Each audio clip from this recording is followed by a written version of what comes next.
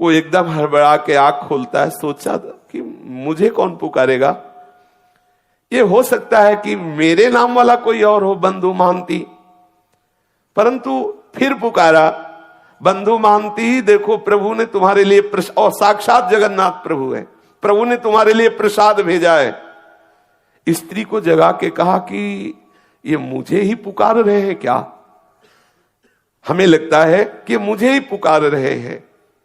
फिर ऊंचे स्वर से आवाज आई, बंधु महांती ये प्रसाद लो।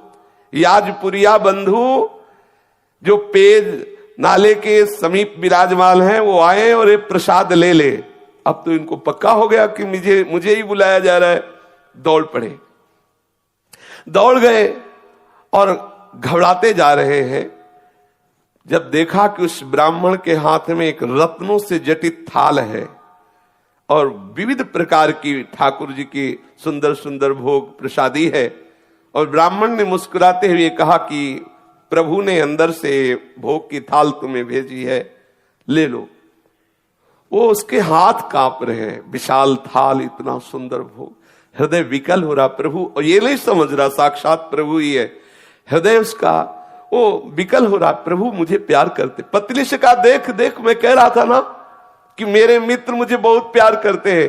देखो बहुत भीड़ थी ना, सब लोग चले गए, अब उनको फुर्सत मिली तो देखो भेजा ना, मैं उनकी नजर में हूं ना, देखो। और आनंद मगन हो रहा है, बच्चों को जगाया। और ब्राह्मण ने कहा, देखो तुम आराम से प्रसाद पाओ, थाल को यहीं रख देना, थाल हम समय से ले जाएंगे, तुम चिंता मत करो। अब ब्राह्मण वेशधारी भगवान ऐसा कह करके भोग की थाल दी और चले गए। और वो तो जड़ता भाव को प्राप्त हो, काफी देर तो समाधि भाव में डूबा रहा प्रभु की कृपा में। इतने कृपालु प्रभु, पता नहीं कितनी देर तक उसकी आंतरिक ऐसी दशा रही। फिर पत्नी ने उसे बार बार स्वस्थ किया, हिला हिला के उससे बार बार स्पर्श करके जगाया, तो फिर स्वस्थ हुआ। फिर सबने बैठकर भरपेट, आज कई दिनों बाद भोजन मिला, कई दिनों बाद ऐसा प्रसाद, और स्वयं ठाकुर जी लाए तो अमृतमय प्रसाद।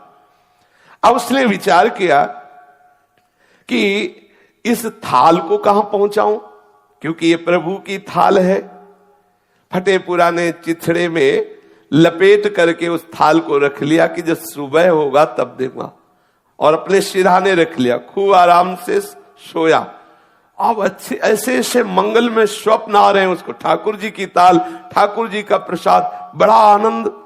वहां कोई तमोगुणी निद्रा थोड़ी